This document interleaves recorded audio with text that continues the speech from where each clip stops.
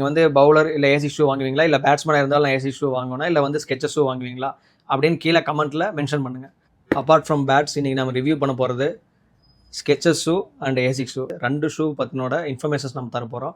நீங்கள் டிசைட் பண்ணிக்கோங்க உங்களுக்கு எந்த ஷூ சூட் ஆகுன்ட்டு. ஃபஸ்ட்டு இந்த 2 ஷூவோட ப்ரைஸ் பாயிண்ட் பார்த்துடலாம். இதோட எம்ஆர்பி 8000, இதோட எம்ஆர்பி 5000.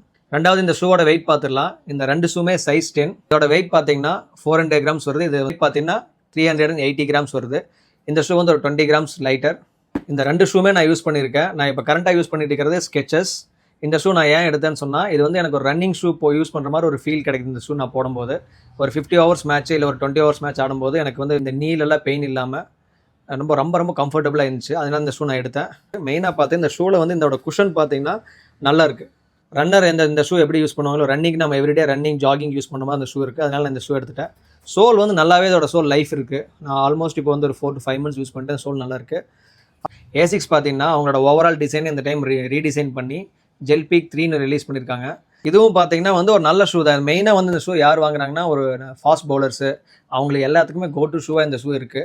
இப்போ பார்த்தீங்கன்னா சோல் வந்து ஸ்கெச்சஸை கம்பேர் பண்ணும்போது இந்த மிட் சோல் பார்த்தீங்கன்னா கொஞ்சம் ஹார்டாக இருக்குது.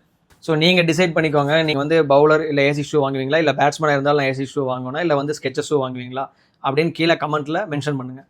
தேங்க்யூ.